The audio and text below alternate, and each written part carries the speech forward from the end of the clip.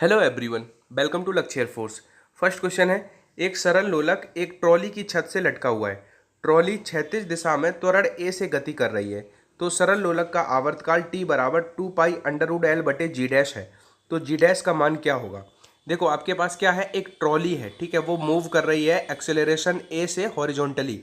उसकी छत से एक पेंडुलम लटका हुआ है। इतना सवाल है आपके पास, और आपसे जो इस फॉर्मूले में जी डैश का मान है वो आपको बताना है। इस वीडियो में जितने भी क्वेश्चंस इंक्लूडेड हैं वो सभी आप लोगों के द्वारा व्हाट्सएप पे भेजे गए डाउट्स हैं। तो ये वीडियो हर बच्चा देखेगा, क्योंकि फ्यूचर में अगर आप भी इन क्वेश्चंस को फेस करोगे तो मे बी मोस्ट प्रोबेबली आपको भी इन क्वेश्चंस में डाउट होंगे, और ये सभी questions exam point of view से बहुत इंपॉर्टेंट है। तो यहाँ हमें क्या करना था, आप एक बात बताओ, अगर ये जो है नीचे की तरफ जी, आप ये बताओ, ये अगर सिंपल पेंडुलम है तो नीचे की तरफ यहाँ पे ग्रेविटी जी एक्सेलरेशन लग रहा होगा, और हॉरिजॉन्टल, क्योंकि वो जो ये क्या कहते हैं, ये ट्रॉली है, ये मूव कर रही है हॉरिजॉन्टल डायरेक्शन में ए एक्सेलरेशन से। तो ए एक्सेलरेशन इधर की तरफ लग रहा है और जी एक्सेलरेशन इधर की तरफ लग रहा है। Both are perpendicular. अगर दोनों परपेंडिकुलर हैं तो हम पैरेललोग्राम के रूल से यहाँ पे रिजल्टेंट बता सकते हैं। आपने बहुत अच्छे से पढ़ा है कि जो रिजल्टेंट एक्सेलरेशन है वो क्या होगा, ए स्क्वायर प्लस जी स्क्वायर होगा। यही हमें बताना था कि जो जी डैश है, क्योंकि 2 पाई अंडर रूट एल बटे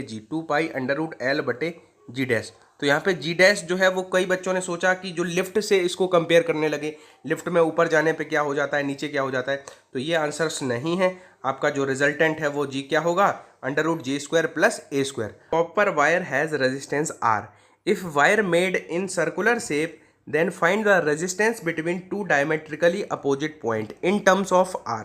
अब देखो क्या क्या है सवाल, कि एक जो वायर है उसको हमने सर्कुलर शेप दे दिया, तो जो दो डायमेट्रिकली अपोजिट पॉइंट होंगे, जो व्यास के अनुदिश जो विपरीत जो बिंदु होंगे दो, उनके बीच में हमें प्रतिरोध बताना है।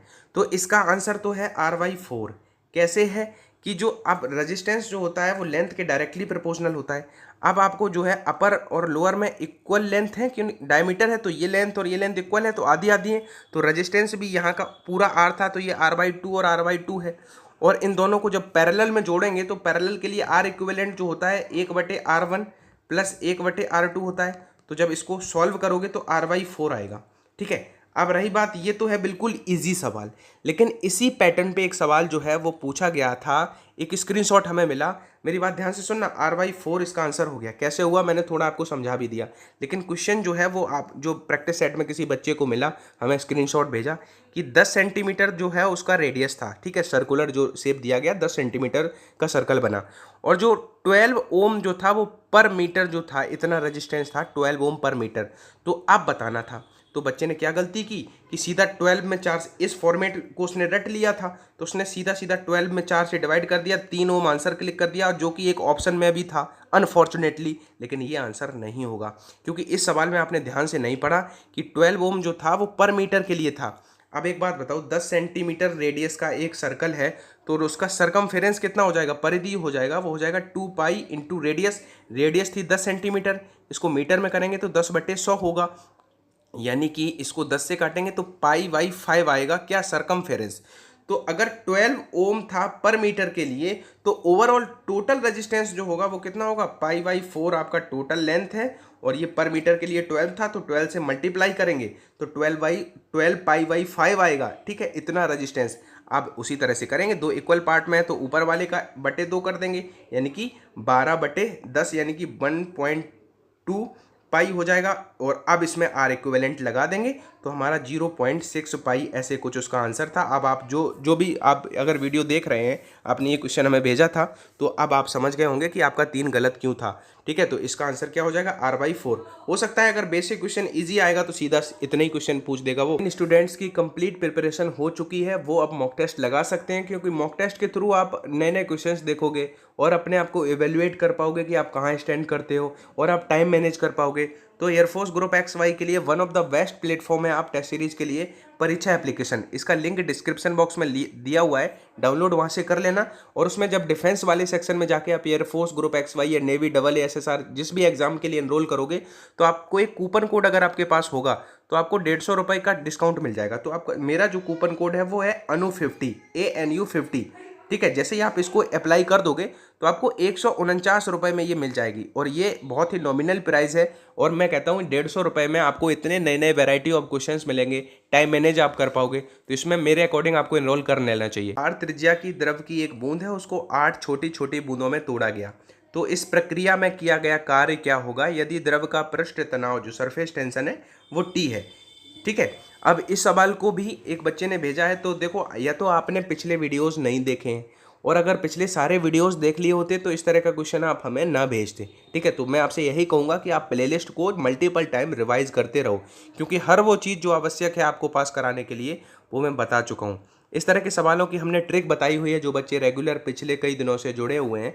तो देखो, जो वर्क डन होगा इस प्रोसेस में वो डायरेक्ट आप ट्रिक से फाइंड कर सकते हो। ठीक है। मैं सजेस्ट करता हूँ कि ऐसे सवाल में आप कुछ ट्रिक्स याद रखो। ठीक है। तो इसके लिए आप याद रखना 4πr², ठीक है, n की पावर 1/3 -1 इंटू टी। अब आप कहोगे सर ये ट्रिक्स याद करेंगे क्या? तो उस वीडियो में हमने इनको याद करने का तरीका भी बताया था। ठीक है। तो आप जहाँ पे जो n है ये है नंबर ऑफ जो स्मॉल ड्रॉप्स हैं, आप सिंपली इस सवाल से कर सकते थे। तो इसमें क्या करेंगे, 4πr² n की जगह पे हम 8 रखेंगे। और हमेशा इस सवाल में जो छोटी छोटी बूंदें होंगी वो ऐसी होंगी जिनका आप क्यूब रूट ले सकते हो। कई बार 27 होगा जो 3 का क्यूब होता है, कई बार 64 होगा जो 4 का होता है, 125 हो सकता है जो 5 का हो सकता है, या 8 है जो 2 का है। तो 2 यहाँ पे जब हम 8 रखेंगे n का मान और उसका क्यूब रूट लेंगे तो 2 आएगा, 2 में से 1 जाएगा, 1 बचेगा, यानी कि हमारा आंसर जो है वो 4πr² आ जाएगा। लेकिन आपने जो स्क्रीनशॉट भेजा है उसमें इस ऑप्शन पे टिक लगा हुआ है, तो आप इसको सही कर लेना जो भी हो आप। ठीक है। और जिन बच्चों को भी डाउट आते हैं वो ये ना समझा करें कि मैं जो है कहीं ना कहीं पीछे हो रहा हूँ। जो डाउट आ रहा है इसका मतलब आप कुछ नया सीख रहे हो। ठीक है। डाउट तो आना बहुत अच्छी बात है। तो और आप लोगों में भी जिनके भी डाउट, क्योंकि अब प्रिपरेशन जो है आपकी जो है फाइनल, अभी जो लॉकडाउन ना होता तो एग्ज़ाम हो गया होता, इट मीन्स आपके पास बहुत सारे डाउट्स का कंपाइलेशन होगा। तो यू आर वेलकम, आप हमें सभी क्वेश्चन भेज सकते हो। हम वो क्वेश्चन आपको नेक्स्ट वीडियो में ज़रूर इंक्लूड कर लेंगे अगर मैंने पास्ट में वो क्वेश्चन नहीं कराए होंगे। ये क्वेश्चन मैं करा चुका हूँ, और इसके और डिटेल देखने के लिए आप सरफेस टेंशन के कुछ मैंने ट्रिक्स बताई हुई हैं। अभी पॉज करो वीडियो को। जो रेगुलर मेरे बच्चे हैं वो सभी मेरे वॉरियर आंसर करेंगे कि अगर छोटी छोटी बूंदों में एक बड़ी बूंद को स्प्लिट किया जाता है तो सरफेस एनर्जी डिक्रीज होती है कि इंक्रीज होती है। Question number 1। क्वेश्चन नंबर 2 जो अभी नेवी में पूछा गया था कि अगर छोटी छोटी बूंदों को मर्ज करके एक बड़ी बूंद बना दिया जाए तो इस प्रोसेस में सरफेस एनर्जी डिक्रीज होगी कि इंक्रीज होगी। पृष्ठ ऊर्जा दोनों ही में अलग आंसर आएंगे, और मैंने बहुत अच्छे से ये सारी चीज़ें पढ़ाई हुई हैं। तो आप कमेंट सेक्शन में जरूर आंसर करना इस बात का। इन दोनों ही बातों के अलग आंसर हैं, पूरा लिखना। ठीक है। और जो बच्चा लिख देगा वो एग्जाम तक कभी भूलेगा नहीं। The speed of a projectile at it maximum height is half of its initial speed. तो एंगल ऑफ प्रोजेक्शन फाइंड करना है। ठीक है। प्रोजेक्टाइल मोशन तो आप हर बच्चे को पता होगा कि बहुत इंपॉर्टेंट है आपके एग्जाम पॉइंट ऑफ व्यू से, क्योंकि एक ग्रेविटेशन, एक प्रोजेक्टाइल मोशन, ये 2 चैप्टर से ऐसा कभी नहीं होता कि एयरफोर्स नेवी में कोई ना कोई क्वेश्चन ना दिखे। तो इन्होंने कहा है कि इसके मैक्सिमम हाइट पे, महत्तम ऊंचाई पर इसका इनिशियल जो स्पीड है, मान लो एक v स्पीड से हमने किसी को v वेलोसिटी से किसी पार्टिकल को प्रोजेक्टाइल किया था, तो यहाँ पे वो कह रहा है कि उसका आधा हो गया, उसकी जो वेलोसिटी है वो इनिशियल की आधी हो गई। तो बताना है कि आखिर किस एंगल पे हमने उसको फेंका था। ठीक है। 45 पे, 15 पे, 30 पे या 60 पे। मैं आपको बता दूं 45 वो कोण होता है, याद रखना ये फैक्ट, जिस पे हमें मैक्सिमम रेंज मिलती है। रेंज का मतलब ये होती है रेंज। ठीक है। और ये होती है मैक्सिमम हाइट। तो ये तो एक क्वेश्चन हो गया कि 45 पे हमें मैक्सिमम रेंज मिलती है। इस क्वेश्चन के लिए हमें समझना है कि मैक्सिमम हाइट पे जो हमारा वेलोसिटी का केवल हॉरिजॉन्टल कंपोनेंट वर्क करता है v cos थीटा, और जो वर्टिकल कंपोनेंट होता है वो यहाँ पे शून्य हो जाता है। ठीक है। तो हमारा हॉरिजॉन्टल कंपोनेंट जो महत्तम ऊंचाई पे वेग होगा कितना, v cos थीटा। ठीक है। v cos थीटा, और जो है कितना सवाल के अकॉर्डिंग है जो वो है इनिशियल का आधा, हाफ ऑफ इट्स इनिशियल। मतलब v cos थीटा को हम v/2 लिख सकते हैं, क्योंकि इनिशियल वेलोसिटी v है और v का आधा कहा जा रहा है सवाल में, तो लिख दिया। v से v कट गया, cos थीटा बराबर आ गया 1/2। cos थीटा बराबर आ गया 1/2। cos थीटा बराबर 1/2 कितने का मान होता है cos में, ये cos 60 का मान होता है। तो जो थीटा है वो कितना आ गया, 60 डिग्री। बहुत इंपॉर्टेंट सवाल है। इस तरह के सवाल आपको एग्जाम में दिखेंगे। अब आपसे कहा जाए कि एक जो एंगल है वो 30 है, उस पर हमें रेंज r मिली। ठीक है। तो कौन सा एक दूसरा एंगल होगा, मैं 4 ऑप्शन दे रहा हूँ जिसपे समान परास मिले। एक ऑप्शन है 45, एक है 15, एक है 60, एक है 90। 4 एंगल मैंने ऑप्शन दे दी। आप बताओ कि अगर 30 डिग्री पे रेंज आर मिली थी तो वो कौन सा एंगल होगा। तो याद रखना उसका कॉम्प्लीमेंट जो है उस पे भी सेम रेंज मिलेगी, यानी कि दोनों का सम 90 होना चाहिए। यानी कि अगर 30 पे आर मिली थी तो 60 पे भी आर मिलेगी। ठीक है, अगर 50 पे अगर मिलता तो दूसरा 40 पे मिलता, यानी कि इन दोनों का सम जो है वो 90 अगर है तो दोनों पे इक्वल रेंज मिलेगी। और हमने मैक्सिमम रेंज के लिए आपको एंगल बता दिया, दैट शुड बी 45, और मैक्सिमम टाइम ऑफ फ्लाइट के लिए एंगल शुड बी 90। इस चैप्टर से आप रेंज का फॉर्मूला, मैक्सिमम हाइट का फॉर्मूला, टाइम ऑफ फ्लाइट का फॉर्मूला, ये तो आप लर्न कर ही लो। और बाकी कुछ छोटे छोटे फैक्ट होते हैं, जैसे कई बार जो है एच वाला एक सवाल √4r1r2, तो आप जो है डिटेल में आप प्लेलिस्ट अगर नहीं विजिट कर रहे हो तो मैं आपको बता दूं, मैं अगर वीडियोस आज भी बनाना बंद कर दूं तो इतना आपको पढ़ा चुका हूं। हर प्रैक्टिस सेट, हर वो ऑनलाइन रिसोर्स जो आपके लिए इंपॉर्टेंट हो सकता था वो मैं सब करा चुका हूं।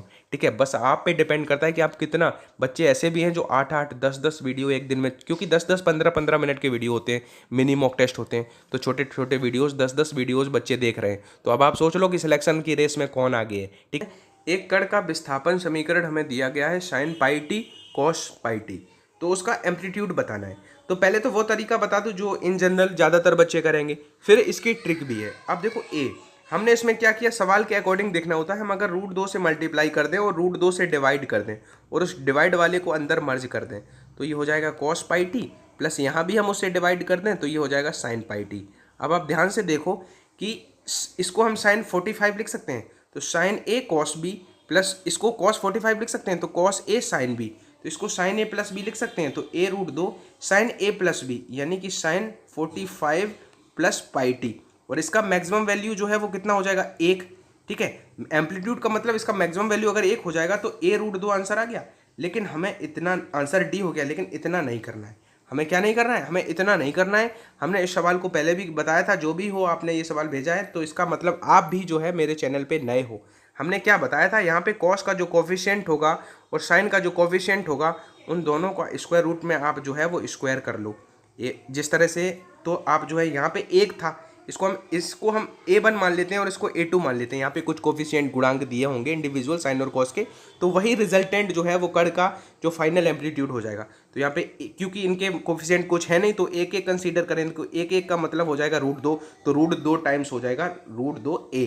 ठीक है, तो इस तरीके से आपको करना है, एग्जाम में आएगा। क्योंकि अभी ये तो सिंपल है, लेकिन और भी टफ सवाल इस पे बन सकते। एक मिसाइल को लॉन्च किया गया है लेस देन एस्केप वेलोसिटी, इस वेलोसिटी से जो पलायन से कम है, तो उसकी टोटल एनर्जी यानी कि जो सम होगा काइनेटिक और पोटेंशियल का वो क्या होगा, तो ये होगा नेगेटिव। और ये क्वेश्चन बहुत बार आ चुका है एयरफोर्स और नेवी के एग्जाम में और बहुत इंपॉर्टेंट है ये क्वेश्चन। ठीक है, अब ये नेगेटिव क्यों होगा, अगर एस्केप वेलोसिटी से लॉन्च करते तब तो वो इनफाइनाइट अनंत में चली जाती, क्योंकि एस्केप वेलोसिटी से कम है वो वेलोसिटी, इसलिए वो जो है वो ऑर्बिट में चली जाएगी किसी में। और उसमें ऑर्बिट के लिए आपको पता है कि जो टोटल एनर्जी होती है वो होती है -1/2 g mass of earth mass of missile बटे r। तो इसमें हमारा जो है मास ऑफ अर्थ भी पॉजिटिव, मास ऑफ मिसाइल भी पॉजिटिव, और जो वो भी पॉजिटिव डिस्टेंस, तो हमारा जो है ये कितना आ रहा है, ओवरऑल नेगेटिव आ रहा है, तो ये नेगेटिव होगी। अब याद करो, मैंने एक सवाल बताया था जो इम्पोर्टेंट है, जिसमें आपका जो है कहा गया था कि टोटल एनर्जी अगर E है तो उसकी पोटेंशियल बतानी थी। ऑप्शन था माइनस का E या E/2 या 2E। तो इस तरह से जो टोटल एनर्जी में अगर हम 2 से गुणा कर दें, तो ये फैक्ट भी आपको याद रखना है कि अगर कोई सैटेलाइट है, क्वेश्चन आ जाए ऐसा कि उसकी टोटल एनर्जी, अगर आप देख रहे हो कि इसमें हम 2 से गुणा कर दें तो जो फॉर्मूला मिलेगा, क्योंकि 2 से ये नीचे वाला 2 कट जाएगा, तो हमें जो फॉर्मूला बचा है वो हमारा किसका बचा है, किसका, पोटेंशियल एनर्जी का। तो आंसर था 2E। तो इसलिए मैंने ये बात बताई है कि आप पिछले वीडियोस देखते रहो। मेरे वीडियोस 10 या 15 मिनट के होते हैं, लेकिन इन 10-15 मिनट में मैं ऐसी बातें आपको सिखा रहा हूँ जो बहुत इंपॉर्टेंट है, फ्रिक्वेंटली पूछी जाती हैं। तो ये आप जहाँ से पढ़ रहे हो पढ़ते रहो, लेकिन इन छोटी छोटी बातों को डाइजेस्ट करते चलो, नोटबुक में नोट्स बनाते रहो। ये आपके लिए मील का पत्थर साबित होंगे।